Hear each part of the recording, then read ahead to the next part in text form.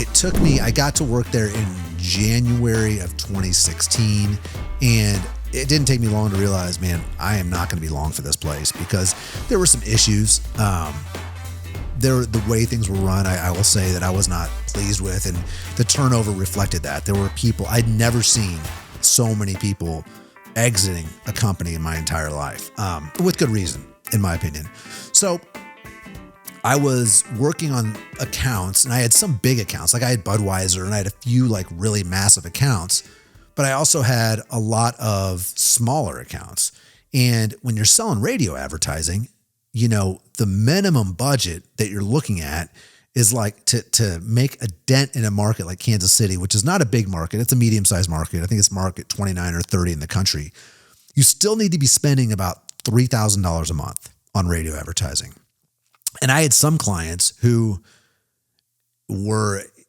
radio was like, it's like anything else. If you don't have the budget to do it right, then you shouldn't do it at all.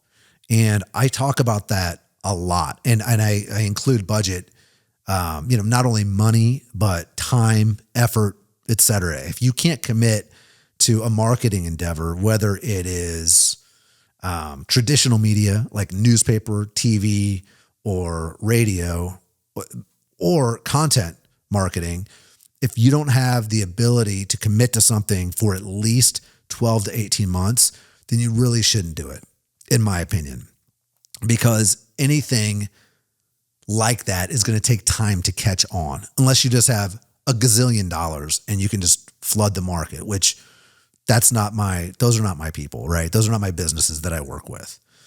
So when I was working with these, SMBs, these small, medium businesses, I would always talk to them about what they were doing as far as what's your social media like? What's your website like? What's your SEO like? And more often than not, they had never done any of that stuff.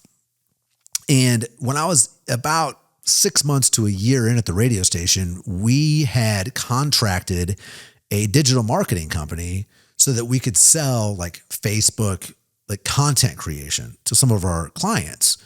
And I saw what we were selling as far as I saw the deliverables we were offering, and I saw what we were charging for them, and a switch flipped in my head. And I was like, wow, I can do this on my own. And if I can charge somebody $1,500 a month to post to Facebook 3 times a week, that's when my wheels started turning, and I started saying, okay, hold on a second. First of all, posting to Facebook 3 times a week in 2016 and 17, everything changes, and the market in the social media platforms have changed dramatically since I started doing this full time in 2017. But even then, like I knew that posting 3 times a week to Facebook was not going to move the needle for anybody in 2016, 2017. And so I had a problem. First of all, I would never sell something to a client that I thought would just be putting good money after bad, regardless of how small in air quotes, the spend is, right? So that's when I started thinking like, oh, wow, I could perform these services. At the time, I think my RPI Music Instagram account, I had built it up to like 15,000 followers. I had 3,000 followers on Twitter. And again, these are not massive numbers, but I'm not a believer in the fact that, you need 1 million followers.